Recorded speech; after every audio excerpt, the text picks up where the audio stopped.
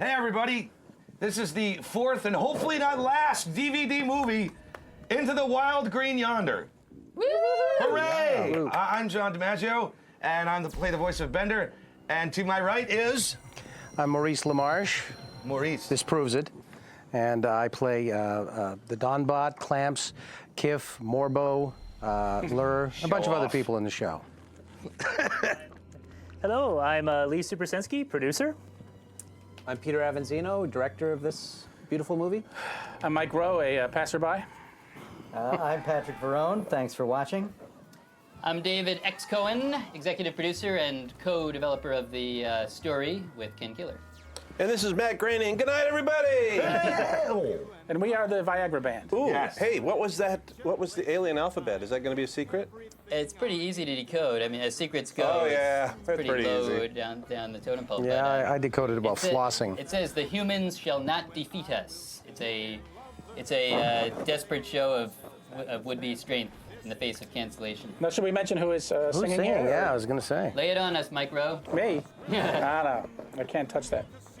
I was not here for this, but this is Family Guy's Seth MacFarlane. Yes, Seth A little MacFarlane. crossbreeding of... And yes, Seth MacFarlane, known for his, I won't name any names, a certain Rat Packer impression, and a fabulous singer, really, actually unbelievably good singer. And this song was written by Ken Keeler, so I want to credit him, inspired by the original theme music by Christopher Ting. But Ken Keeler's songs are hard to sing, as our cast members will attest. No, they're really hard. And Seth MacFarlane just had it nailed. He had rehearsed, and He was basically paid, needed and he one was take. paid $100,000. Minus a little bit, not quite that much. But thank you, Seth. That was unbelievable. Unbelievable. It was fun. We went over to the Family Guy headquarters, got the tour over there. He may I have mean, a it really future is an in unusual animation. thing for Seth MacFarlane to come and do this for us. Yeah, it is. You know, it's like Woody Woodpecker, singing on Johnny Quest. It's a little better than that. No, or vice versa. The So you're- epic perceived rivalries. So you're calling Seth Woody Woodpecker. Okay, fine. That's cold-hearted. You heard it here first. So some credit also to Ken Keeler, who cannot be here today at the commentary, but who was the writer of this script, as well as the first DVD, Bender's Big Score. So Ken did a really huge amount of writing for these DVDs. You did a bang-up jump. And especially I want to point out that this is possibly, once again, the last installment of Futurama ever. And Ken is the person who wrote the last episode, last time we were doing our last episode ever, The Devil's Hands Are Idle Playthings, our 72nd episode for the Fox Network. David, So, yes. the guy's a jinx. Get rid of him. Shout out to Phil Hendry for. Oh, yeah. Tell us about Phil Hendry for any of the viewers who don't know about Phil Hendry, who plays the waterfall characters, including Frida Waterfall, so a rare instance of we have a male actor playing a female. Well, he's helped us out a number of times in Futurama, and he is a genius. He does one of the most remarkable radio shows in the history of radio, where he does multiple voices, and it's more than a radio show. It's more than comedy. It's like audio theater. It's amazing. Basically, he's the host, but he's also all of the callers. He who plays are his own calling in. callers. Well, he's some of the Except for the callers who call in to Right, say, right. how could you not speak up to that person? And because there's still millions of people not in on the joke. It's a great show. He's brilliant. So we have a running joke that went through the whole series that every time he plays a character on the show, a member of the Waterfall family, they get killed off at the end of the episode, but a new relative is introduced. So Frida Waterfall, who you just met here, was actually introduced in the episode A Taste of Freedom in episode 405. That's episode 405 of our first run. And she was introduced at the end when Old Man Waterfall right. was killed. Old so Man Waterfall. the long callback to our first run. Waterfall. And then keep your eyes open, because there will be, and I'm not making a mistake here, 2 more members of the Waterfall family revealed in the course of this movie. One of them being obvious, but the other one is kind of a thinker. So start thinking. Which one is Fry? Well, can't we assume that the audience has already watched this through? I was going to yes, say, you yeah. can, yes. Oh, but we got to talk about the leech. Sorry, I'm hogging the mic here, but in Ken Keeler's place, I have to say, the leech here is a reference to Ken Keeler's favorite animal. I think it's his favorite animal, the desert pupfish, which is an actual fish that lives in Death Valley in these little puddles that are really hot and really small. And different puddles have different species that have been isolated from each other for millennia, and they're very endangered, very rare, very tiny fish. So Ken is very fond of these fish, so their Latin name is Cyprinodon something else, so we made this Cyprinodon martius, the Martian pupfish, basically. Anyway, now... As opposed to your favorite animal, which is the leafy sea dragon. Leafy sea dragon is up there. I also like the We don't have to know this for the Limulus test, here. do we? Is that the horseshoe crab? Horseshoe crab. Okay. I wore this shirt, the horseshoe crab. I don't know if you can see it on camera. Oh, yeah. Because it bears a resemblance to the Encyclopod at the end of the, right. the DVD. So. Lee, what's your favorite animal? The bob-nosed tail cat. I'm on the spot here. I like My the favorite dog. animal is John DiMaggio. Really? Spock. Sorry. Mine is the $4 hooker. $4 hooker, he says. You've been looking and looking. I've been looking for the Find $4 hooker, man. You can't find I that. want everybody to notice the signs on the slot machines here. Granny's last nickel. Kind of a last-minute Those are all new, yeah. Yeah, the animation was actually all done, and then we said, hey, if this is Futurama, Pull we've my got finger. to have some jokes in the background. So then we made up these slot machines. Yeah. Moments to spare. What do they say? Because I can't see Oh, they're all various ones. There's Coins Be Gone, Granny's Last Nickel, Quarter Pounder. That's my favorite. What I if like you want Quarter to Pounder. Yankee me doodle. My No, Doodle. yank me doodle dandy. Right. And Please, Yankee. nothing dirty was intended to Siobhan imply. Kosciuszko, who's our designer, does a lot of the text jokes in the movies, You and win, that was damn his it. big doppelganger. Now, for future viewers, there was a time when Las Vegas featured machines that paid actual coins like this. That's right. And I guess in the future that will be the case too. But right now, it's all digital images on a screen. Yeah, and it's no fun. It's much more fun to have coins just like spilling out on your lap, but even if they are... I never nickels had or- that experience, in Vegas, so I wouldn't know. Another Phil Hendry character. Yes, so this is Hutch, as we will find out an hour from now, Hutch Waterfall. So he's the long-lost brother of Frida Waterfall. So if you haven't watched the show without the commentary on it, Do you think anybody actually starts out with the commentary? Well, let's I see. Do you know doubt it. anybody who does that? I don't know, but if you are doing that, stop, Write us. stop now, because Stop now. if not, the Yeah. show's going to be ruined about 10 seconds ago. Yeah, spoiler alert. Spoiled melons alert. yeah. Oh. This is actually the first time that the waterfall character was younger than the previous waterfall character. Correct. Yes, it went Free Waterfall Junior, Free Waterfall Senior, Old Man Waterfall. No, not correct, actually, because then Frida Waterfall. Well, that's what I meant. Oh, yeah, Frida Waterfall, but first younger one. And then this is the same generation. Do you read me? He does that great, just Southern California dipstick voice. John, look at the camera. What? Oh, yeah. I'm just looking at him. He does that thing that he does. We were talking about how good. in cartoons, people are always promoting things that they should be hiding. For example, the spoiled melons stamp on that crate. That's the kind of information you probably wouldn't stamp on the crate, you know? You would paint over it if it was stamped on the crate. Can I ask Pete a technical question? Yes. How do you make how do you make something look metallic? Well, it's off the screen now, but the metallic-looking foil hat. What is the technique behind that? But That's first- originally, you would think you would texture map foil Well, onto you'd there, think and that, of sure. course I said no, we couldn't do that. So I drew models that were not metallic, but they kind of looked like it with the highlights. And then Korea said we can't draw that, so we texture mapped it. All of Korea said it. That's the weird thing. Pretty much. It's the best aluminum foil I have It's- seen in a cartoon. Yeah, we took an aluminum foil and we did a paint version of it. It's not just, you know, we upped the colors to fit our palette. And Korea drew the outline and a heavy shadow along the base. So when they came back, it was just a shape. And then they did a great job of texture mapping this flat thing that just turns the right way. And because I notice here there's a lot of other metal that doesn't do that. yeah. Are these robots 3D or what's 3D? This is 2D, right? Wow, look at that. That's 3D. Oh, That's yeah, 3D? that's No. hot. I hope they have protection. I love Maurice's really cheesy Montreal guy right here. You Yeah. guys see the Oh, it's so gross. It's so disgusting. Like you can really feel the filth coming off the streets of Why, Montreal. thank you. It's really awesome. Did everyone see the Crushinator from episode 102 in the audience there? Oh, that was hot. Crushinator. Maurice, this is a brilliant But I performance love here. you. You're very kind, thank As you. the narrator here of Gearotica. This Gearotica came out really good, I think, and was we really pounded this into the script. It was not there, and we just went like, we gotta parody one of these Cirque du Soleil kind of shows. It wasn't there, and it was a minute long when we started, and then it ended up about 5 minutes long. It's a room bit, as they say. I love how he got an erection with his antenna. Oh, was that and right? the other robot was shocked. That one is very similar to a joke we did long ago. Camera 1, camera 2, camera 3. But in that case, camera 3 was off screen. We heard it, but didn't. I wish it was that easy. You could just give a girl flowers and let's do it. And then all of a sudden.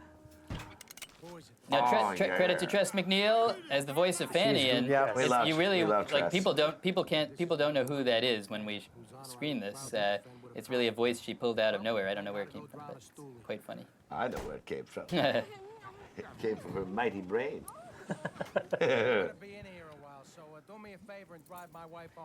Maurice, I remember Maurice had some trouble getting through some of the dialogue as the Donbot. The Donbot to me is just his level of cluelessness in this particular scene is just to me so hysterical. And I don't mean you had trouble reading it. I meant you were. Yeah, no, kept I couldn't breaking stop down laughing. You guys wrote such funny stuff here. This the Las Vegas part was also kind of a relatively late addition to the whole story, and as you can tell, because it's kind of their story really takes off in a different direction once they leave Las Vegas. But once we started at the beginning in Las Vegas, it was too much. There's too much stuff there, so you had to spend some time in Las Vegas once you're there. I love this. And whatever goes on in Vegas stays in Vegas. This probably has the highest ratio of design time to screen time, because you had us design all those Vegas shots for the opening, and within a minute we blow it up and start fresh with New Vegas. That's the Billy horse, talking to the himself.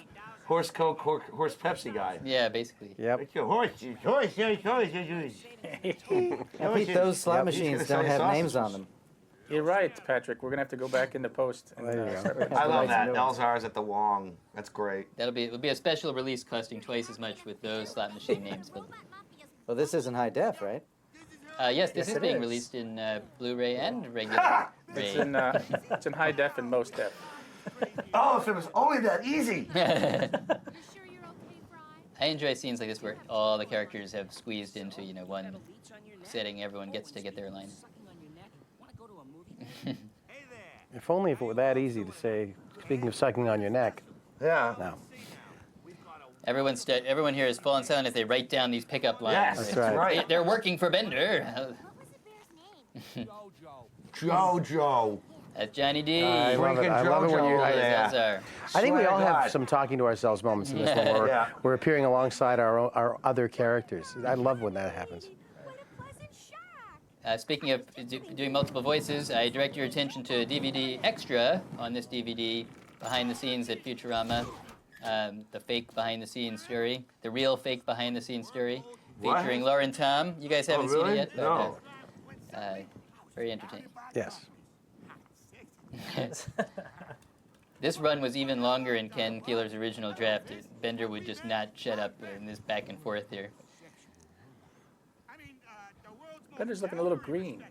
Was Fanny designed in 3D also, or is she always 2D, Peter? She's always Because 2D. her fan looks 3D in some shots to me, but No, no. 2D, just phenomenally animated.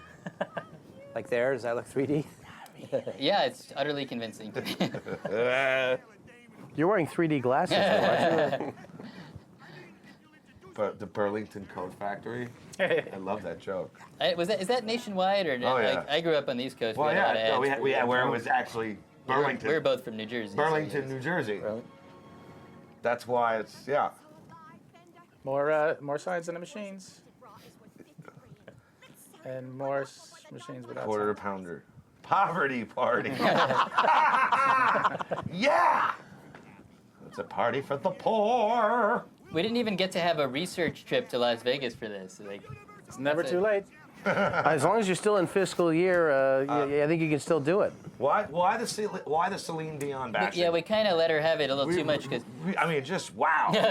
well, considering she no longer even appears in Las Vegas, she was She doesn't? No, she was the big show in Las Vegas. And then at the time we started this project, let me explain some history. Yeah. 2.3 years ago, or whenever we started this project, Celine Dion was the big musical show in Las Vegas. They built an entire theater all for the, her. all the jokes about Celine. Then she left, and then our show continued to be produced. And, like, we'll just Love leave that it. bit too. I love that in the future, there's still some low-tech moments.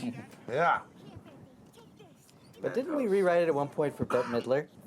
Or for Cher, or for We someone who was... were with Elton John Yeah, for a while.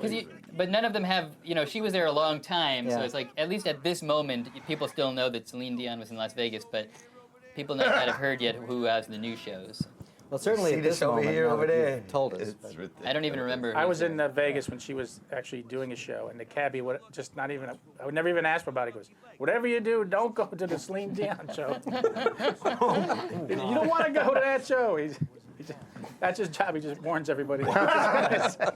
So here's the scene. This is entirely John Are you going and to Maurice, I Pahrump? believe. Good. As long as you don't go to the Celine Dion show. Blue Man Group, you can go. I love they're all sitting there in their wife beaters and. Oh yeah. Yeah, here's our cast members who are on hand. Which is actually clothes that they It's have us. to add as That's right. when they do their laundry. Yeah. They're usually walking around naked. And they wore it when you guys recorded this. You were wearing like Yes, We that's true. did. Now, you writers, what do you think? I spilled sauce all over myself as well. You writers, And- what do you think about the fact that we've treated luck as a real, scientific quantity in this? Is that a valid science fiction course of action? It's valid science fiction satire, which is sort of what we do.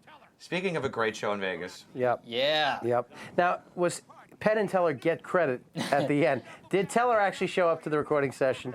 No, I was that. That You know, was the request. How do I work that? Lee actually knows. But How do I get it so my name appears in the credits? But I'm but going I to don't show up. hand this over to our And get a check. producer, I can Lee explain. Supersinski I in a can second. explain. But let me say first of all, yes, that's really Penn Jillette of Penn and Teller, and we cast him because he's also a renowned Las Vegas figure with a great voice. We thought, okay, he'll be good for this part. But then I myself just about 2 days ago saw that credit Penn and Teller in the end credits for the first time and assumed it was a mistake. But Lee, But it's a short story. That's how the management wants Penn and Teller to be credited. So it's like instead Yeah, of I Penn can Jillette, understand that, yeah. Penn and Teller. Yeah. It's their act. And their act. And Teller has Totally. been dead for 2 years. Yeah, he has been. and you figured Teller would get ripped off because we would have written him in, but his joke is that he doesn't talk. So I guess their partnership would be unfair if they But, didn't. I mean, do it was they were using his character, so I mean, we're using his character right there. So, Now, why did we only and get? if it was Teller, he'd And the be strange acting part dead. is, though, Teller will in their quietly. show. He does talk, There just are, not yeah. when he appears. So he provides a lot of the voiceovers Right. in their show. So you do hear Teller's voice when you go see a Penn and Teller He show. spoke on The Simpsons, right? Yes. We should have got him to do commentary. I guess we just didn't try hard. Maybe He is here. His camera broke. That's right. I want to give Penn Jillette credit for being the loudest guest we've ever had. Louder? He was blowing. I think he might out loud you. 'cause Yeah, I know. I think he It's hard to does. believe, but he's actually got some body mass on you. But know? he also has the vessel. Like Yeah. his I mean, he's upper like chest is. he's. Yeah, 6'5". You're, I gnarly. mean, Yeah, he's a big guy. John is a tall man, Yeah. Yes. but Penn is a giant man. Yeah, he Yes. is. Yeah. Yeah. And so at one point I said like, "Wow, I couldn't believe what power he had gotten on the take," and he said like, "Oh, I'm only at level 3 right now," or something. So when He works on a stage all the time. I mean, when you work on a stage all the time like that, you have to be able to project like that. And he seems to be connected to a lot of nerds because like I know people through my computer science days who somehow know him. So Well, he and Billy go way back. yeah, and Bill, he's a huge Yeah. fan of Billy West. Yeah, nothing but good things to say about Billy. Well, when you're trying to entertain drunks, you got to be loud. Somebody years ago saw who's the act with the lion that attacked the what's it called Oh, the famous two German guys. Siegfried and Roy. Roy. Roy, right. So they do a thing in their Two show German guys. where like Siegfried or whoever would disappear and then instantly appear somewhere in the middle of the audience. Yeah. So obviously it's a double, but the friend I know was backstage. It's a just saw- double?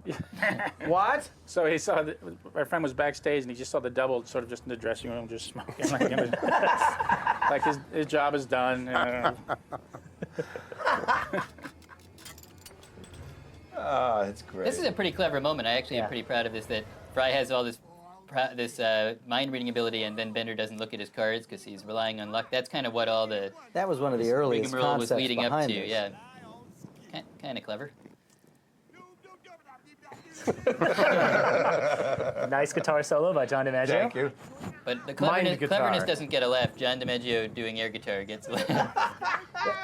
I seem to recall there was some analysis of poker odds or something that we had to Actually, go there's through. about 3 places where the cards on the table made the dialogue untrue. For example, when Penn says, "No card in the deck can save Bender now," the cards that were originally on the table, there was a way, like a straight could have been dealt onto the table where they would have tied, or, so we actually went back in and carefully corrected the cards to make the dialogue true. Okay, my microphone fell off. I'm gonna work on it for a little bit. Just go on. Yeah, go ahead. You got it. The line "King of Beers" that somehow got mixed into the deck. That's the line that Penn specifically blew out the volume meter on. So that was the trigger. King of beers. You do your own burps, don't you, John? Yes, I do. I Yeah, try to get them they are for great. each take. They're really gross. They are the stuff of greatness. They are really rumblers. He'll eat a big pasta and then have a nice soda. Oh God. Nice. There's the half. It's okay. Cookies and coffee. Get out. Get away. I love traveling coach. Oh yeah, it's awesome. We're traveling coach. It's like Southwest in here. It's awesome. So I guess we may have gotten a little lazy because Fry gets killed, we think, for about 2 seconds earlier, and now Bender gets killed for about 2 seconds.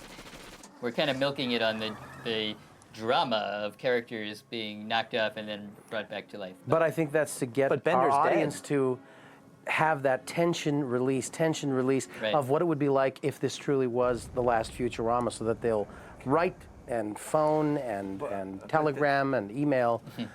Isn't More that what, Futurama. Isn't that what the $4 hookers are for? This though? isn't enough. We need Tension more release, tension Futurama. release. Hello. $4. Yeah. We'll be right You back. don't know what you got till it's gone. Oh, good. I'm going to sing everything as William Shatner. Good. Look, he has an old phone. I love the fact he's got a desert foil cap on now. Now, I want to point out a logical thing here. This is quite interesting, not just a little bit interesting. No. You listen to that phone message now, I want to follow a logical train of thought. That was Bender calling while he was being shot, presumably by the Mafia, which we just saw. Yet it went over to... So when Bender was off screen being shot moments ago, apparently he then picked up the phone and made that call. But keep listening, because in a second, Fanny is about to say, Bender was so brave, he never stopped making out with me, right here, the whole time we were being shot at. So that means Bender was on the phone while he was making out with her, if you follow it to You've its not done that logical before? And that's, I was going to say, Did you not go to college? He's a cartoon robot. wait a second, the cell phone wasn't invented when David was in college. So, Nor the telephone. Nor the college. Just who's that caddy character? Who played That that? was Billy West. It's Billy, talking to himself again. Billy Three-way. was the Billy only West was character. He's got a Right. three-way going. Yeah, Billy plays Leo Wong, and Lauren Tom plays Inez Wong. and she taught him all the Chinese words. Yeah, that's authentic Chinese cursing. Hey, do you know what I'm going to say about Katie Seagal? She always enjoys saying those lines that I worry she's going to be offended by. Yeah, We have to wear these sexist badges on our melons. I was like, ooh, I wonder if Katie is going to be offended by that. And then it kind of like, those are her favorite lines. So She did thank you, spend Katie. 12 Yes, years thank on you. Yeah, Married with Katie. Children. Good Yeah. sport. We brought her back to record that one line that Oh, yeah. ended with the word gyroscope.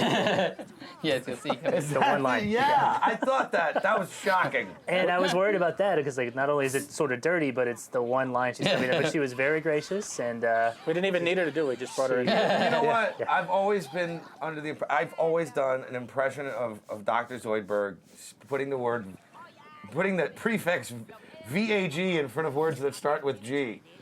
She's very smart. She's Virginius. She's so tall. She's a giant. I've just always, I've always done that with my friends, and we've always laughed about it. And then there's a gyroscope joke in the show that I work. I'm so happy. Peter Avanzino, director of this, always gets handed the episodes of Futurama in the past and now again, which have things happening on 2 scales, which have nothing to do with each other. So, like, you did the episode with the worms in Fry's body, correct, Peter? And where we had to have microscopic things, but in the same scene, real-sized people. And now we have to have people in scenes with planet-sized organisms and things. And also in the second galactic DVD scale. with Yevo, the giant octopus monster, also directed by Peter Avanzino. So he always gets these two different scale epic things. There's a duality to you, sir, that I deeply admire. So how about the Pete Avanzino theme song? How about it? Peter Avanzino, yeah! That's a Steve song right there. That's generic. That's a generic. That is a generic. That's a generic. Now you're gonna have to call ASCAP. Pete, Avanzino. Avanzino. How about the Avanzino theme song? Peter Evans. I almost pooped in my pants right there laughing so hard. Well, now the rest of us want a theme song, I too. know. That's like bringing one cupcake to class, you know? Then direct an episode with giant scaling. See? Okay, Are these 3D rocks? speaking of beautiful animation, Giant scales. I don't know if we were or not, but I love these asteroids here. Look at the back, look out the window there. That is pretty cool. Awesome. No sign of life or intelligence. That's 3D for you. Just like Fry on a date. Hey. So we haven't found any life yet. I That still is don't why. see why you men can't be happy with regular-sized miniature golf. Oh. Few Star Trek references around here, obviously that Delivery Boy's log there, and giant TVs always make me think of the bridge of the Enterprise. Ha! That made me laugh. Magnafalix. That. The Spockoscope, that's Star Trek. Yeah. I forwarded to some people an email that I saw from Iraq on a sort of blown up wall of a building. Somebody drew a huge hypnotoad, like a very detailed. Wow. Wow. Really? Yeah, it's pretty crazy. If We you have should have sent Hypnotoad over to They Iraq. should have. If you have a surround sound system, you might notice that fly starts behind your left ear, goes around to behind your right ear, and then to that flower. It comes out here. Unbelievable. That beautiful violet star? Well, it's so you can't keep Oh, your ball yeah. at the end of the game. Yo, that's messed up. I love that. And he's still holding his pose. Probably got hip hop there for a second. He's still holding his b-boy stance. That's awesome.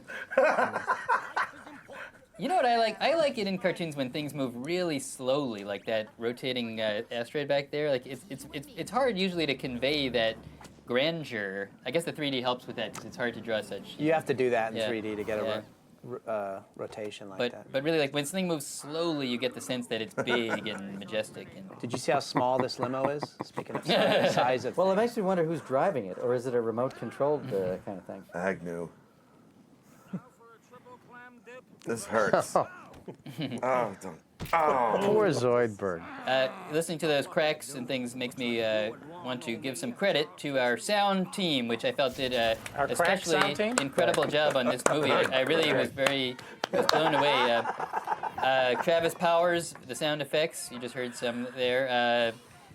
Chris Ting, of course, the music is made this thing into just a real epic. And Yes, indeed. I love the music. And Scott Shirley, the music editor, always does a huge amount of work and rarely gets credit. And a big credit to Peter Cole, our sound mixer, also someone whose name you don't hear a lot. And I was talking to him. It's a job which, if done properly, you don't think about it because it's getting all the levels of the music and the sound effects and everything so they sound right.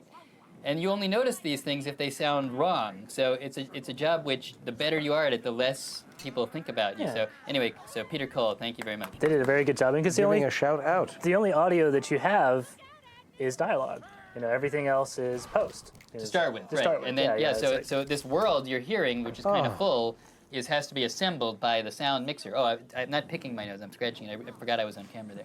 Don't anyway, yeah. So we have just I'm not picking my nose. I'm scratching it. But yeah, the reality of this world with even just like the wind and the birds and little things in the background, it all has to be constructed in a electronic laboratory. My career is over. Not to mention limos over bodies. Yeah. Yeah. It was. Now, was the golf cart rolling over him different from the limo rolling over him? I You would say bet. this guy's good. He's I would good. bet it was. No doubt. Haru. The elbow breaking is different from the knee breaking. It's fun to combine science fiction sound effects with really old-fashioned sound effects. Often when the Planet Express ship lands, it's the sound of a bus air brakes. You know. Speaking of sound effects, anybody's mic rubbing up against their shirt? Sounds like there's a earthquake happening. Is that you, Mike? I don't think so. You is sure? It? I don't know. Anybody else hear it? I'm sitting as still as I Are can. you having a stroke, John? Yeah, I'm totally. So having a my stroke. big question is that it for Agnew? We would never. Well, it may be One it less for all of our character for- characters, right? Yeah, I mean, but You know, I'm only thinking about Agnew. You were the voice of Agnew. One less character yes. for me. Yes, that's right. Maurice, I have a question. That goes down from my character count. Damn. Maurice, did you actually listen to a recording of Spiro Agnew to get I did. that? I to get did. that I was grunt? very. I made sure I grunted exactly the way Agnew would. I actually did take a listen to his voice, believe it or not, just to go, what did he sound like? And then, of course, I did. You know, But the how does Frankenstein monster after Yeah, how does a he headless lights man the cigar. sound? How does he make that sound? I argued for, like Teller, just getting paid for doing Agnew without making a sound. But David wanted. He said, no, he should sound like the Frankenstein monster. So.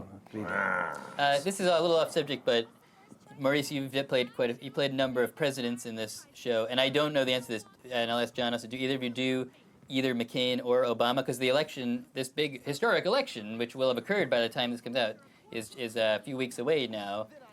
What if we come back and we need one of those guys? Can we count on either of you? Or Sarah Palin? Sure. Sarah Palin? Or Sarah Palin. Gosh, sure. You know, anybody can do Sarah Palin. You know. Oh, there you go again, Joe. Yeah. She's easy. That's easy. That's a gimme. Yeah, But I'm waiting. I'm waiting for the for the election to play out can before decide I which one to devote before I effort commit to play- the hours and hours of research That's that it it. takes There it is. for me to work up a voice. But To place this commentary in historical context, what's today, the October 10th? October 10th. October 10th, are we allowed to 2008. say that? Sure. Oh, good. October 10th, 2008, and it's interesting times. This big presidential election happening in a few weeks, November 4th, which is the day we're releasing the third Futurama DVD, Bender's Game, in the United States, coincidentally. So if you haven't picked it up, go back in time and pick it up on Yes. November 4th, and And- then go vote. We're also 8 days into a possibly historic stock market crash, so when you listen to this, They'll be you'll know, laughing. yeah, like, When they listen to Yeah. it, they'll be like, ha, ha, remember when we thought it was such a stock market crash? It's like when the Dow's at 5,000 Exactly. and President Nader is handling the crisis. That's right. You guys will, I read about Sarah Palin today. You know, she enjoys the hunting, fishing, and swift boating. I don't know if you read today. I tell you. Hey, now why? I tell you, that's some. Yeah. that song we just heard was Missy Elliott, Izzy Izzy Ah. Had a Oh, nice. there's a little Latin for the muck leech. That song had a good female power sound to it, so it worked well. We missed pointing out the Keeler Gap. The Keeler Gap. Would you like to discuss the Keeler Gap? I don't know enough about the Keeler Gap to really discuss it. Yeah, so Ken Keeler, again, not being here, let's fill in for him. 3 times in the course of this DVD, you'll see astronomical objects that are labeled Keeler. Keeler Gap, the Keeler Crater. and Fry even references some it number verbally. like 538 Keeler or something like. Anyway, Yeah. so Ken Keeler handed in this script, the writer Ken Keeler, and I went, what a self-promoter. Keeler has named all these objects after himself. But then I started thinking, Ken Keeler wouldn't do that unless he had something sneakier up his sleeve. So I get on the internet, and sure enough, they're all real objects. They all exist. They're all named after an astronomer named Keeler, not a relative of Ken, so far as I know. Garrison? But all genuine. So Ruby. Keeler Gap is a gap between 2 of the rings of Saturn. That's the actual name. But what I about notice he the doesn't other? write other people in. What's the Keeler crater? Is that on the moon? It's It's a skin Mars. condition. I guess it's on Mars. but, You know, there's an Avanzino reservoir in Northern California that they don't go to. is it a relative? I don't know. There's a micro that hosts Must be dirty at some jobs. level. There's a possible they micro go that to hosts it, dirty and we jobs. just don't You label it. Talk about that guy. I know people. I get his checks once in a while, but that's another story. Really? Seriously? I've gotten $3 in checks. Did you keep it? There's a vice presidential candidate go. named Pat LaMarche. That's right. Think about that. It was. There you go. Baseball player. Baseball player. We have to cut away. Two baseball Who? players. Who? Dom and Joe. Freaking Canadian. And there's a president of the Writers Guild named Patrick Verone. That, oh, Oh, hey, he's right never there. mind. Well. Not during the Oh. election year. Matt Groening, Tell us about that. There's number 9 guy. him. We find out now that he's the grand curator, but he's been in since possibly the pilot. I'm not sure. He goes back to before we were on the air, creation of Matt Groening. Tell us a little about number 9, Matt. Well, David and I spent quite a long time planning this whole futuristic society, and originally there was an idea that the society was operating on literal tiers, and that there were people that were the number 9 level, and they were kind of. Well, there are the mutants, so we did preserve a little of that. Yeah. But he was supposed to be part of the 9 level drones, and there were people who just walked around very depressed while wearing these number 9 togas, tunics, whatever, and that's the remnant of that idea. And he appeared in the background numerous times, and then we just said, let's give that guy a voice here in perhaps the final hours of Futurama. We got to do special editions where we put foil on his head and those old ones. I heard he went through a couple of drafts. First he was like 7, and 6. And this is Dave Herman, right? David Herman, hilarious fantastic. voice. Yes, David Herman. And going back to the original table reading, when the script is first done, and we bring all the actors in to read it for the first time out loud. He was he on the phone with his voice? Yes. I think he was in Texas, and he had to do his part by phone, and yet he brought down the house by phone with his voice. It was so funny. He's that good. He also didn't have any lines. It's a bit of a for a Strother long Martin. Yeah. Isn't it? There's a What bit we of- have here is a failure to communicate. And yet he's doing like Strother Martin's conversational voice as Yeah. opposed to the big, guy who spat in Butch Cassidy and the Sundance Kid. Oh yeah.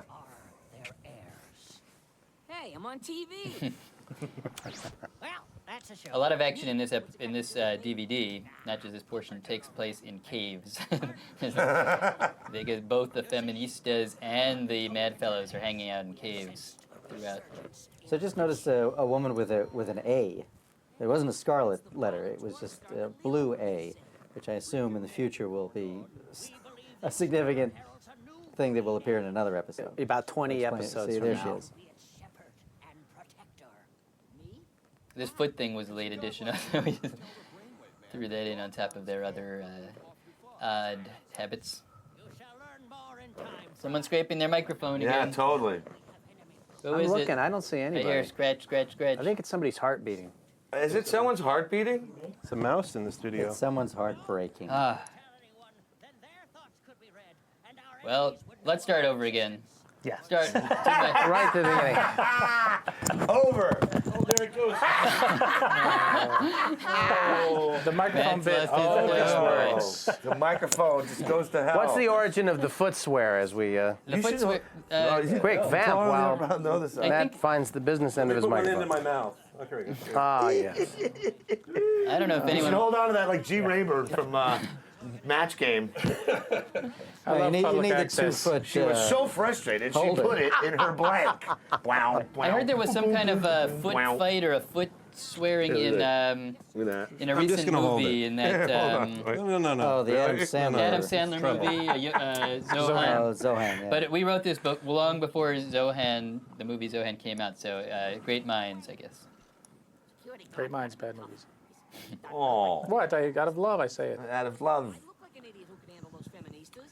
Oh, yes. Better than that. I'll have to You say Fry's the most obvious mind He reader thought in she the was world. so pretty, he wanted to put it in her blank. Wow, wow, boom, boom, boom, wow, boom. Oh. Gene Rayburn. Matt, It's Gene Rayburn from Match it looks Game. like you're holding a tiny. He's working it out, Is that man. a tiny ice cream cone you have there? Yes. Are you hosting Tattletales? Actually, it's a regular-sized microphone, and Matt has been enlarged by an enlarger ray in the future. This gorilla was at about 10,000 hours of work to design this gorilla. What's going on there? It took me 10,000 hours to convince them that I wanted it in 3D. Made for an impressive, mighty impressive pull-out shot there. Pull out, and then later, when there may or may not be a chase through all these things, it was nice to have. Sounds a little Charlie Angels, that sting. It looks a little bit. There's 3 women jumping Yep. down, 2 of them blonde. No, 1 of them blonde, 1 purple. Get out of here, you hookers. John DiMaggio. That might have been my favorite joke from the part that I saw.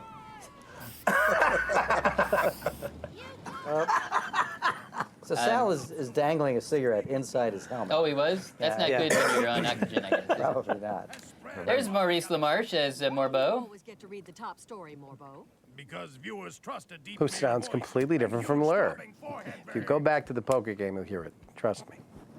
Not all reaction to the crime spree has been negative. And horrible gelatinous blob. We made a brief attempt to, He's really different. to have those vein sounds continue Here we while have she was Tress talking. against herself again. This is maybe my favorite voice of Tress's. That's Petunia. Show I support. Send him some smoke. What the line I always think of her is that from one of her earliest appearances, I lost my teeth pulling out a stump. I believe was the line. Pulling out a stub. This is Sub-Commander L, Denmark's Oh. Mr. Revolutionary Collection, with a message for Leo Wong. You got to get a bigger microphone, Matt. That just That's just too funny. Don't worry, on the break we'll fix it. I think, yeah, in just about 2 minutes we'll roll out. There may be a new magic. yeah. Little do Change you your viewers know microphone. we take a break halfway through this commentary. What? Then it's seamlessly edited out. I'm sure the viewers are going to need a break too. You can't shut me up. By the way, that's even Maurice LaMarche as the muck leech there. Yes. Although it's been electronically You treated processed. it yes. right. Yeah, quite a bit. to make him littler sounding.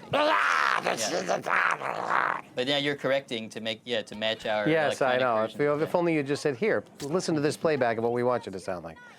That's all right.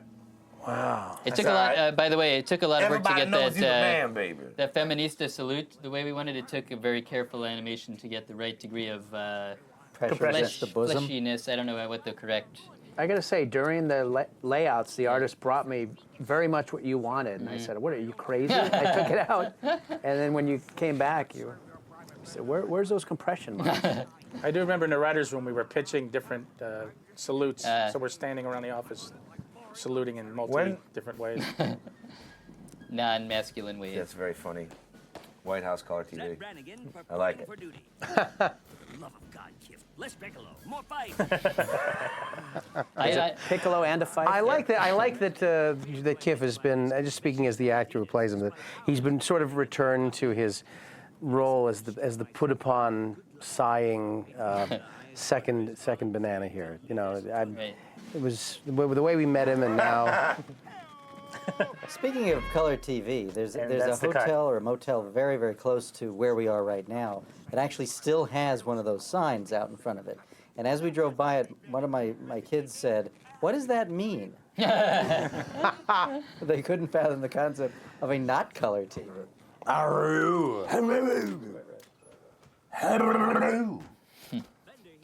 That's John doing Billy doing Nixon Yes, that we're that's hearing right. there. It's an impression of an impression.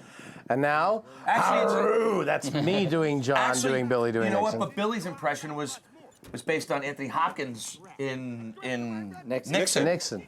because he would always say that that Anthony Hopkins was so over, like his thing was so over Nixoned, you know.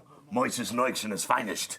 You Well, know, no, what eating Billy food or always said whatever. about Hopkins as Nixon was that because of his Welsh accent. Accent? Yes. Yes, because of the accent.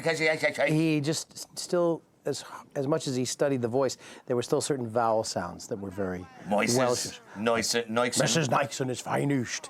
That was it. Moises Nixon is Maurice, finest. you do an excellent Anthony Hopkins. As I Why, recall. thank you, Patrick. Can you do it? No. Out of love, I say it. Not here and now. Oh. Listen to this line reading right here. Can I borrow your cell phone, telephone? That's And like they a. carry it on through the rest of the movie, right? Cell phone, telephone. Leela does it later, copying you. But that was a late addition because we basically started just saying that around the office. Your cell phone, telephone. That's one of those things that's not in the script. That's John DiMaggio just doing something stupid, and then we put it in. We put it in. All right, so here's Anthony. Here's Anthony Hopkins. May I borrow your cell phone, telephone? Well, actually, that's actually Hopkins as Lecter. Then Yeah, here's the real Anthony Hopkins. May I borrow your cell phone, telephone? He's tends to speak very. He's like Richard Burton, but gravelly and very calm, and not dead from alcoholism.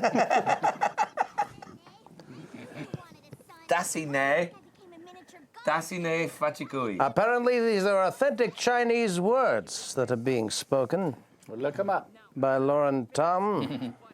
When Lauren Tom curses in Chinese, it's always the same It is. curses. It's like you dirty monkey or something I like don't that. know what it is. Yeah, that's a nay. But sorry But if that's Bender offensive. said it. Bender did say it once. Yeah, Bender. That's said it. in there, Yeah. Fatigui. I think it's coming up in this episode. She just said it. Aw. Yeah. Oh, No, Bender. Oh, Bender. To be fair, I use the same 3 or 4 cuss words. Yes? Most of Wait, the no, time. Bender doesn't curse in Chinese here, does he? Not in yeah. this one, but it happened In a long part time 4. ago. He does? I don't remember that. Not in part 4. I'll point it out. Okay, Aw. I don't, that's interesting. I've seen this 100 times and I don't remember that. No, it was an Maybe you cut older it out. episode. It was a one from. It was a long time ago. It's when she says nutmeg is a baking. No. Thing. Yeah, he just makes a funny noise. I'm talking about a completely different episode. You've confused a funny noise with a language that's not English. That's being a Well, that hurts my eyes. What? That's a. There's a dog in the studio. That's a Chihuahua. I forgot to animate that dog. They always do the triple too. That's Mike Rowe. I didn't even know where it was coming from. Wow. It's That's Mike John. Rowe and John DiMaggio. We are speaking to each other. That's We're right. Secret code. Can you speak in that high frequency that only And they're dogs both can 2 hear? away from you. But Chihuahuas always do weird the pattern. triple, man. Chihuahuas do the an- triple. When you do an impression of Teller, speaking at a voice, They always do the triple to only end it. dogs can hear. I freak other dogs out when I do that. You probably freak Now, dogs out too. I There's so I- many audio commentary with dog noises on It's these true. days. It's just- yeah. The everybody loves going it. out of business Oh. forever banner. Yep. Is that also a little tip of the Don't tip off touch to my you John know? pervert. Hey, the Again. little Again. fuzzy. Right, yes. Talk about your furry Bender Yeah. business. I started a toy company for real, in real life, like 3 years ago, to produce basically that I love toy. this story. And I sunk some money into it, and then like ultimately we got this beautiful prototype, and it didn't talk, but it could be posed. It was baby Bender. It was the cutest thing you ever saw. It door opened, and I was like, okay, how much is it going to cost to manufacture this? I was like, $48. Well, we're gonna sell it for $12. This is not a good business proposition. So Volume. So you never got to tickle me, Bender. You never got. Never. Man. Now here's a long callback. I'm pointing forward. I guess I should point like that way, or I'm not sure. But the career chips. Back to Yes, the pilot again. Matt exactly. Groening. We brought it back maybe once in between. We thought that was going to be a big thing in the series, the career chips, and that everyone had to do what they were told to do. But then, in the interest of having our crew do whatever we wanted each week, we kind of brushed that aside. Until now, when it's good for comedy. So. Those are some freaky monsters. Crazy. I like. cried. You had one good one where they put the cried. wrong career chips into each other. Yeah. Yes. Yeah, That was good. Leela was like delivering pizza. She got Fry's career chip, right? And Yeah, Fry it did had- come in handy. And Fry was at the cryogenic lab. That's the episode The cryonic 219, woman. I believe. Yes, the cryonic woman. Of course I can. Halt! What are you doing in this parallelogram? Yes, but talk slower. I'm very proud of this late change we made here. That the Feministas used to just orbit around them there without spray painting them, and then their ship was pink later, and we said, oh, let's just have them spray paint it as long as they're orbiting around. Everything will make more sense. That was maybe the easiest revision ever. Just added spray. Yeah, and it explained things. There's Dawn Lewis How'd they as not- La Barbara. How'd they not spray the windows? And Dawn It's Lewis. the future. Magic. Dawn Lewis, who plays La Barbara, is going to come back later in another role, which is a great performance, and again, like one which nobody knows who it is doing it, so I'll point it out when we get there. Is that Robbie the robot or something yeah. like that? Yeah, Little tribute. as a butler. Sweet. Is that swearing? Should we shout a clever slogan? You mean something like, the best defense is a good fence? Yeah, something like that. Only funny. That's like the writers burning themselves. Yeah, and they're like, that's I don't know. self-deprecating humor. I think there was actual dialogue in the room. I just put it in. Adam, I'm Madam. Yeah. That was one of the cards. Oh. It's another place where the cards were all blank until like a week Right. ago, and we were like, we better write some signs. So it doesn't- yeah. What can we say? I mean, these and the slot machines, we needed them written, but you saw the animatic during the writer's strike, so we couldn't.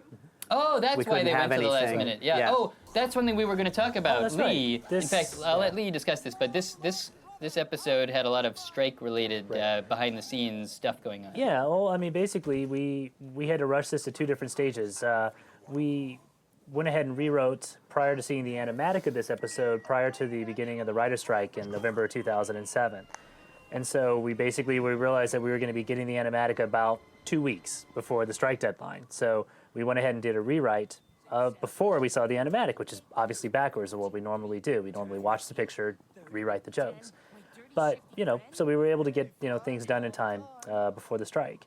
And then coming up in June is when we received the color of this, and it was about, days and weeks before proposed SAG strike, which as of right now, October 10th, hasn't happened. SAG being the Actors Union, Yes, Screen Actors Guild. So this twice was rewritten prior to seeing picture, and which was, definitely, I don't think it didn't suffer from it, but it was definitely a unique production process for us. It had to be rushed twice during the process. I can't believe Lee made that story up just because Patrick's here. We know writing was done during the writer's strike. Anyone who doesn't know, Patrick Verone, our own Patrick Verone, cut to him at this point while I'm talking in voiceover. Yes. Patrick Verone will be waving while I'm talking. Patrick Verone, the still president of the Writers Guild, and led the fairly successful, I would have to say, writers' strike. Lame duck right now. Back almost a year ago. Love, I say. No, but Out of love. But the Writers Guild went on strike, and we actually made some important gains, some coverage of stuff on the internet, things that are very important for the future. So Patrick Verone, congratulations. And now realizing that that part of this script had been sort of stockpiled and prearranged before the strike began, obviously gave Fox the wherewithal to hold out as long as they did. Hey, that guy looks like he was wearing a croc. I love this bit. Yeah. We went through a lot of rewrites, I think. We're trying to figure out sort of the balance of the back and forth of this. And then ultimately there's a joke in there that we ourselves don't even know which one became the good species and which one became the bad species. Oh, we took out a joke yesterday that was supposed to be here because we felt it was distracting, so I'll tell it to you. There was a lettering across the bottom of the screen during that montage that said, over the first joke it said 1,000 years ago, over the second joke it said 1 million years ago, and over the third one it said 1 billion years ago with all the numbers, but it was the text so long that it had to be bent up around the side to fit on the screen. But we found it distracting, so we just left that part out. Whoa. It's all right. Another microphone falling. No, that was me. Nice. No. He's just scratching Big old his burger nose. dude. That was Maurice. So- He had radishes. Peter, are these hand movements based on things you could actually do with your hands? You're you have like, Everything in four fingers. Futurama is based I on can do things you that. can If you actually do with your hands. Except I have 4 fingers. Oh, speaking of fingers, we didn't point out a real insider joke way back in Las Vegas. Oh, Did yeah. anyone notice when Bender had 5 kings and Leo Wong held up 5 fingers? What's wrong with that picture? Anyone? He's only got 4 fingers. 4 fingers, including his thumb. In Matt Groening's world, the characters only have 4 fingers, but for that line, Leo Wong had 5 fingers, which was a joke from the storyboard early on, and we liked it. And so one of the storyboard artists, or else Peter Evans, came up with it. There. Now you know how it feels to be locked No, I think you asked for that. No, it was. I facilitated it. It was in the storyboard, and Oh, then, was it? then it went away in the animatic, and then we asked for it back. But it was definitely a storyboard artist joke. Have you ever addressed why they have a base 10 number system in this world instead of a base 8? Matt? Yes. No. On The Simpsons, we did a joke where they 5 fingers and they hold up one hand in it. Right. Simpsons. Simpsons. That was Katie Seagal doing John's reading of cell phone, telephone. Yes, that's there. right. Yeah. I like how she gives her one extra One jump. last She can do a reading of my lines anytime, baby. You dig? I remember actually the biggest laugh at the table reading, David Herman notwithstanding the fun, was Phil Lamar on that line off screen saying, "Not your strong suit, woman." That was just killed. So just stay calm while I call Fry. A lot of crunchings and cracks. Yeah. Sounds of smushing. That's correct. Wet. Oh. we like to point out while we were working on this how it takes Leela about 5 minutes to dial Fry. Yeah. That is the sound and the appearance of these noisemakers that are used in the Jewish holiday of Purim. Yes, and I want to give Michael Sakin credit, our production assistant, who not only found a store which sells, But he's Jewish. but managed to pick up the dozen or so that Travis Powers used for that sound effect. So that's a recording of. So what do they use for? What is it? What are they? In the holiday, it's kind of a holiday it's sort of Halloween-esque almost because kids get dressed up in the roles of this story of Purim. But every time the bad guy's name comes up in the story, you're supposed to spin those noisemakers and drown it out. And yeah. So, It's what the McCain campaign's using right now. Totally. I love this list of extinct creatures. Where is this at? In the Violet Dwarf star system. And what does it So look now like? we're getting to the real Dwarf star. epic sci-fi story behind the story here. The star that's an egg. I think that's a pretty cool idea. Probably been done before, but we didn't intentionally steal it from anyone. If it has been done, They did it I on haven't read it. Mary Tyler Moore second season. It's a lot like. It's obviously the thing it's most like, but not exactly like, is the 2001 Star Child, I would say. But obviously it's a star. Now I was going to say a starfish, but the word starfish is already taken for something else. A star creature. Are we gonna get peanuts or pretzels? I'm just waiting. Did the stewardess walk by with the peanuts? So we're sitting. Costs close. extra. That is extra now. For our long-time fans, Fry's missing brainwave obviously is a established fact about Fry. Fry's on the left. right? Because he's his own. Grandpa. There you go. That's right. He has a genetic defect due to him being his own grandfather. Luke. No, I can't. I'm my own grandpa. Oh. There was "Walking on Sunshine," Fry's favorite song, as his cell phone ringer. Explain anything, but we should talk anyway. Where are you? Oh, Why no. did you take that out earlier, where he was locking the gate? He used to sing. It would have cost more to have it to Use it twice? instead of once. Yeah, That was the Keeler It crater. was money issue. She's standing on the body on the phone.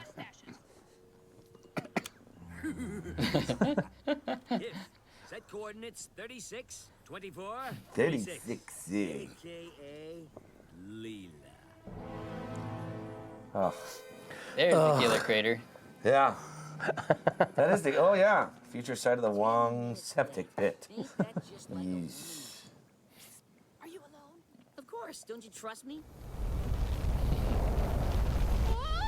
One thing I like about the design of the Nimbus is it's this 3D, massive, impressive design, but whenever it turns sideways and you look at it carefully, the windows are all sloppily drawn on with what looks like a magic marker or something to give it a more, so it blends more with the hand animation, I guess. She almost whipped out her There, you see bosom. those little right there. windows?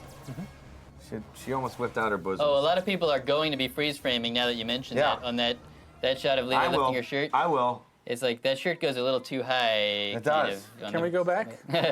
She looks like she's working at Jumbo's Clown Room. It's awesome.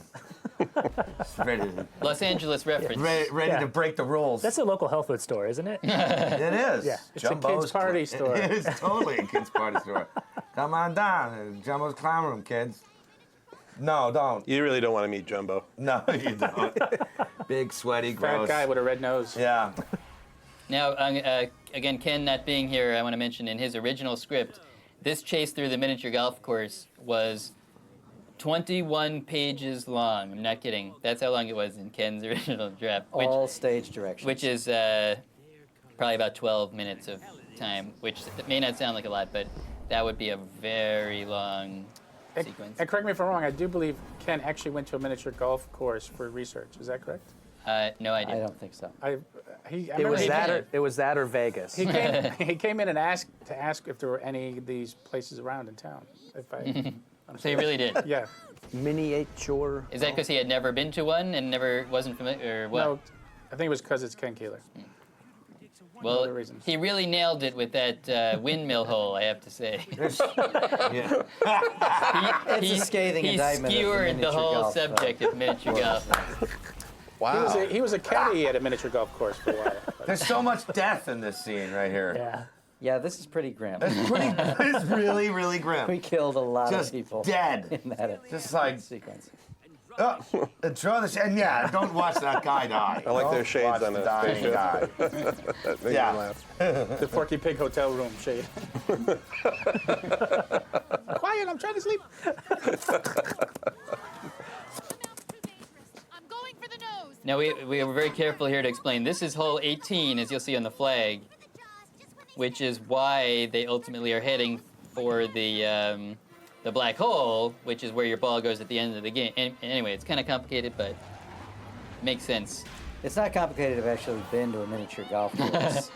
Oh, I want to tell a miniature golf story. It was my birthday party when I was like 12 maybe or something. We went miniature golfing.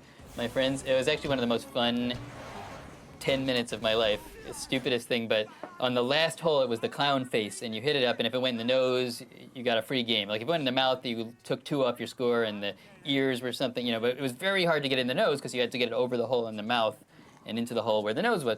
So, and to prevent you from cheating, there was this chicken wire covering the expensive, fancy chicken wire covering the clown's face, so you couldn't just reach in and drop it. So, but my friends discovered that they could stick the handle end of their sticks, of their clubs, through the chicken wire. So we started maneuvering all the balls into the nose using like 8 people's sticks and all winning free games. So then the siren would go off every time someone won a free game. So like, wee!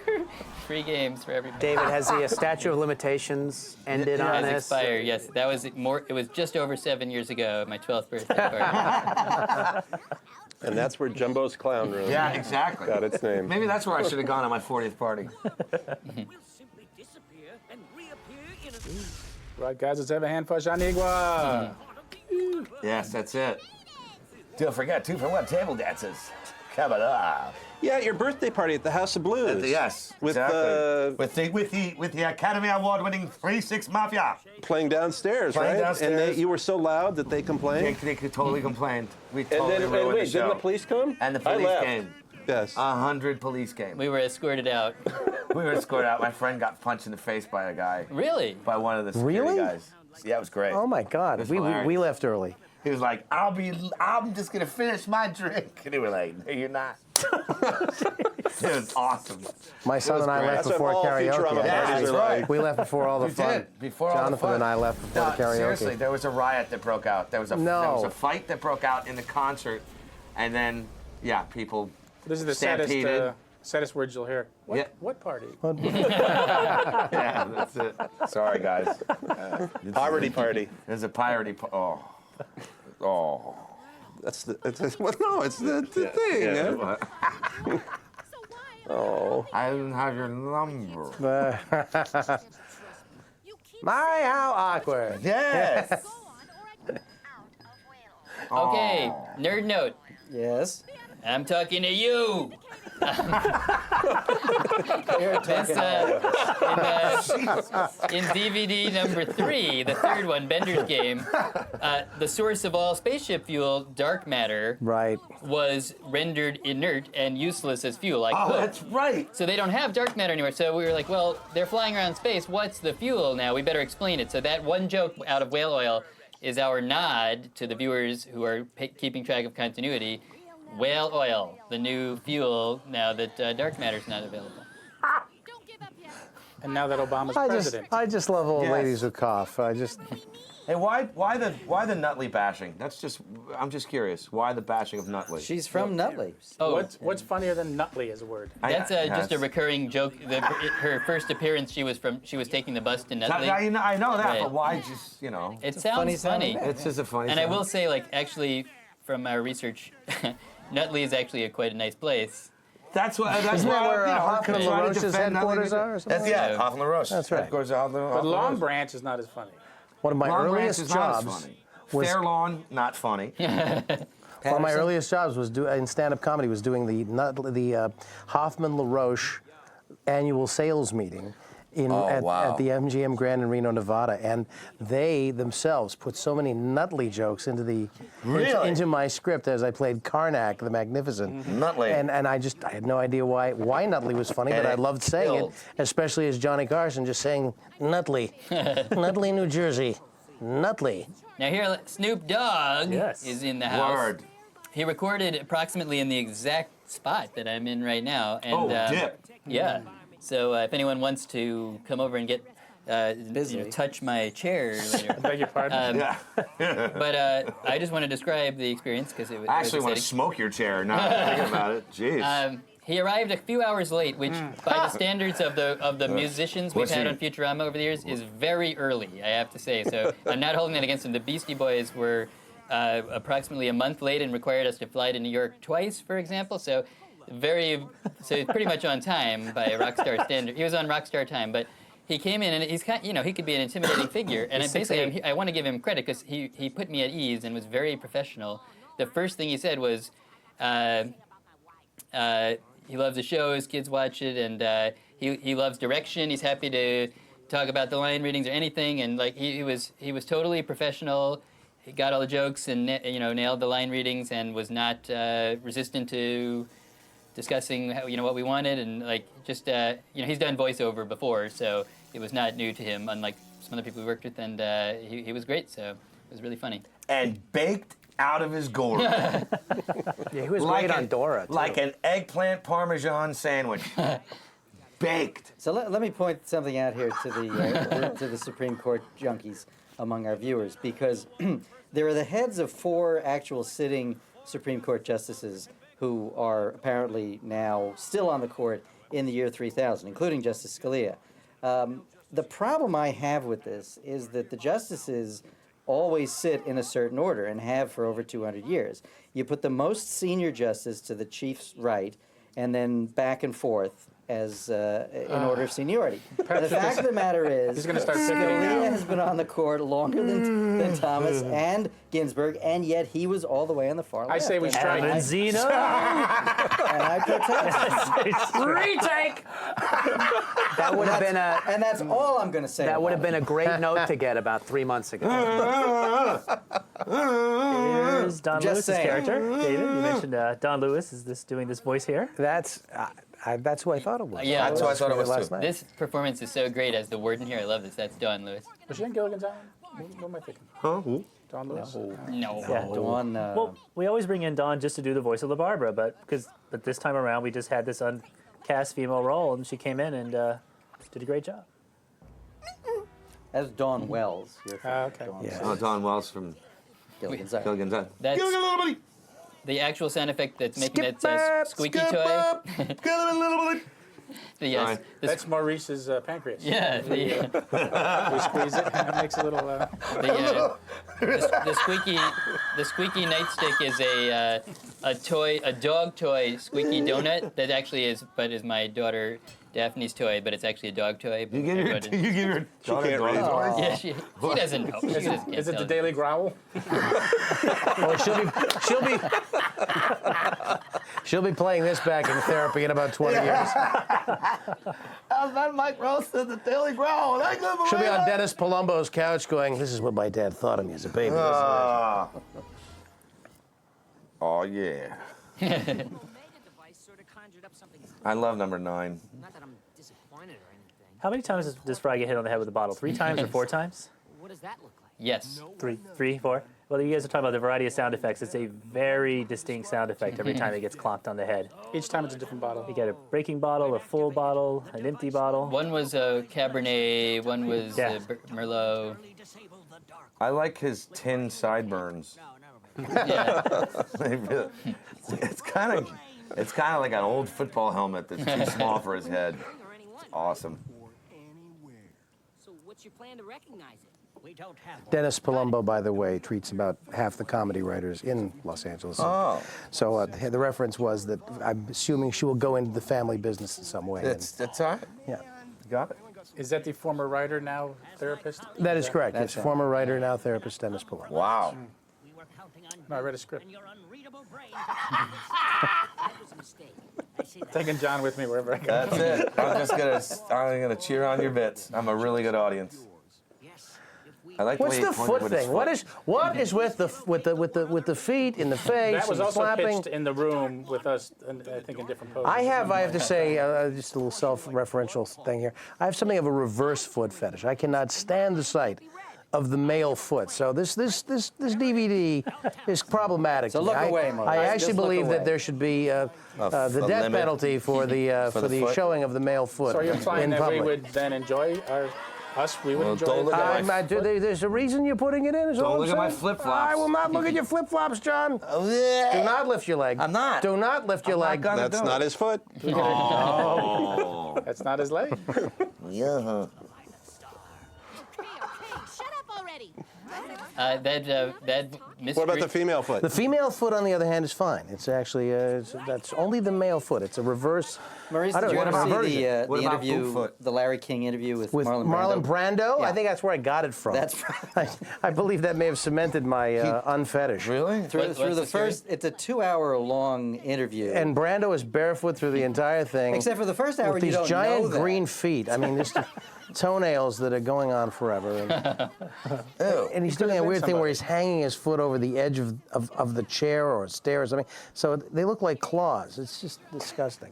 It looked like It looked like a thing of fries at McDonald's. Yes, fries that have wilted. Oh. Rest in peace. May he rest in peace. But that was the Sure. infamous interview where he said the somewhat questionably politically incorrect things. He said a lot of things. He said a lot of things. You never see the crafty. He was endorsing some kind of oil product. Is that where he kissed Larry? Multiple times. That was the one where he kissed Larry at the end, yes, and I believe patted his head or something. I caught a bug, ate a bug. Did I mention that he sounds completely different from Larry? Magnaflowix. Notice that they've introduced a larger not a model larger there. one. Yeah.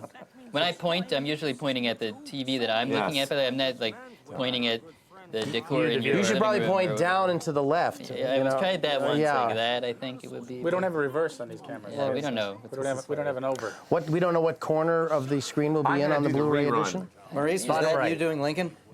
That was. I did it as Gregory Peck.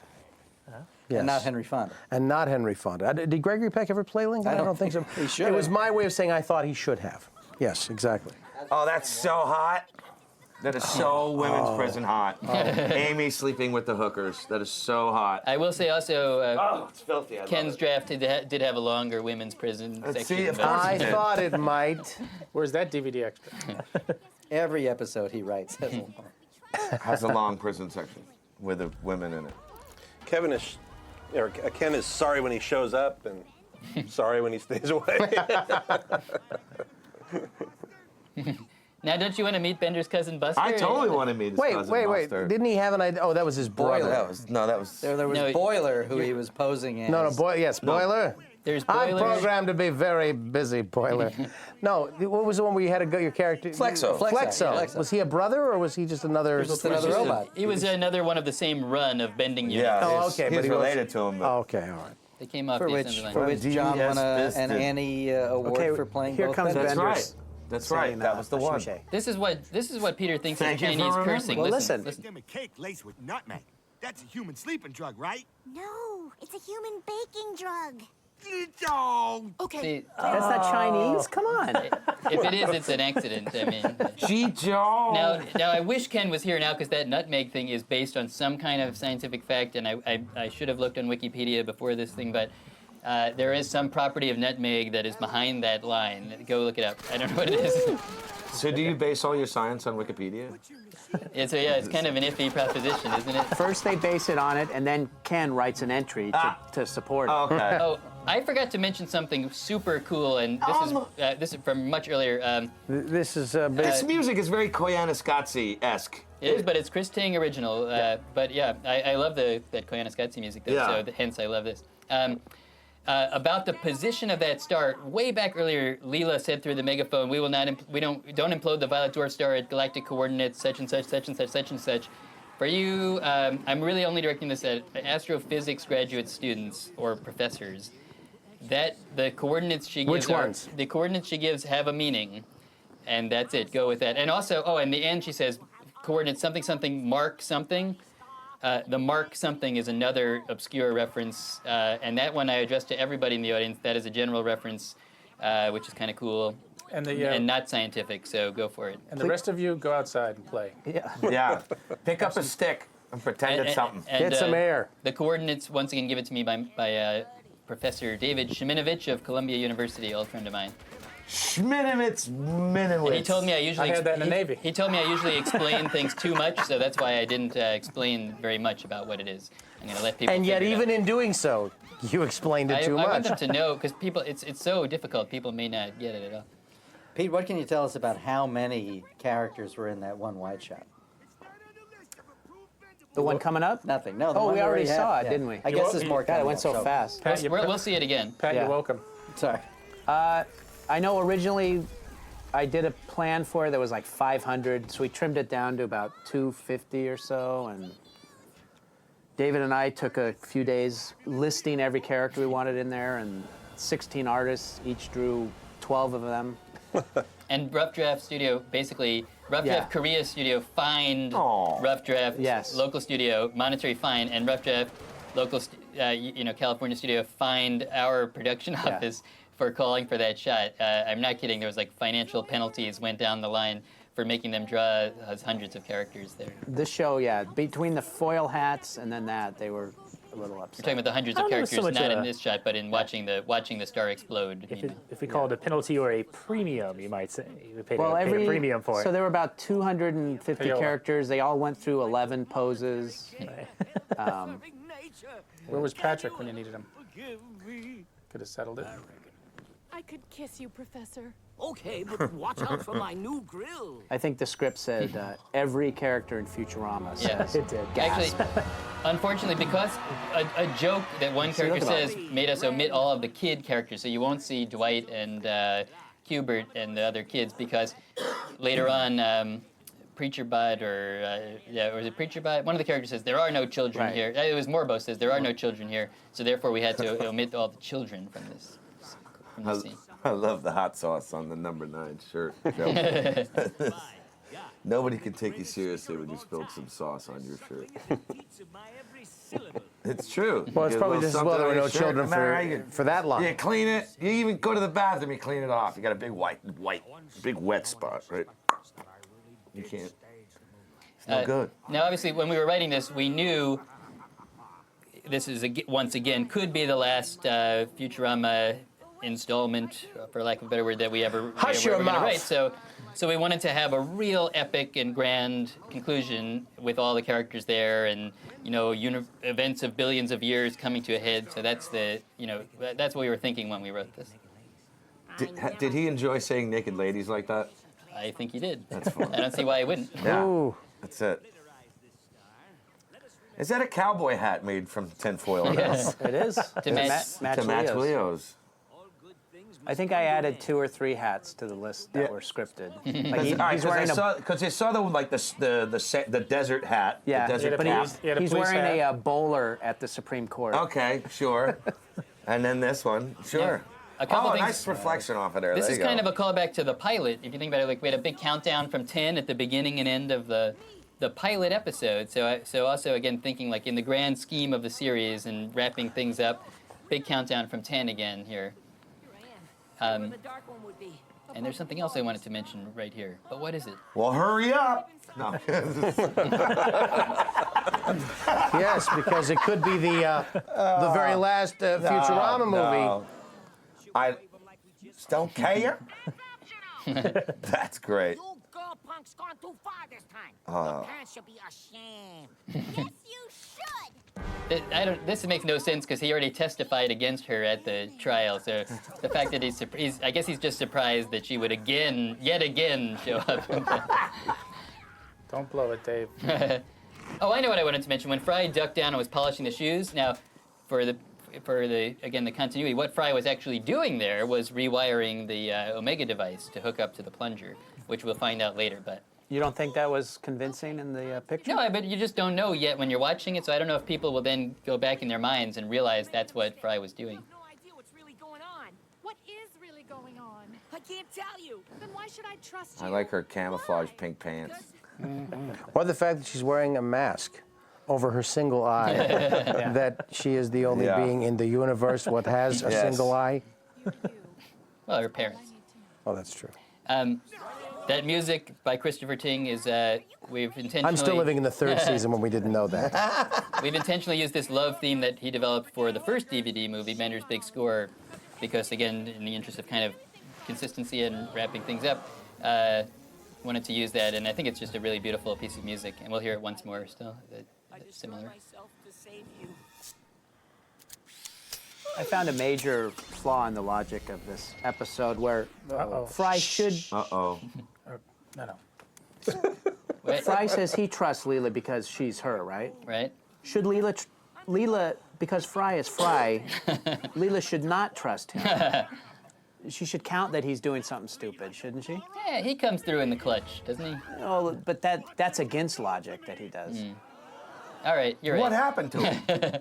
I didn't get that. He was momentary. The Omega device went off. The Omega device's whole purpose is to momentarily Hello. disable the Dark One. That's You it. probably didn't you notice earlier? Fry wired it so that the Yes. Omega device. Yes, that's right. I was told that.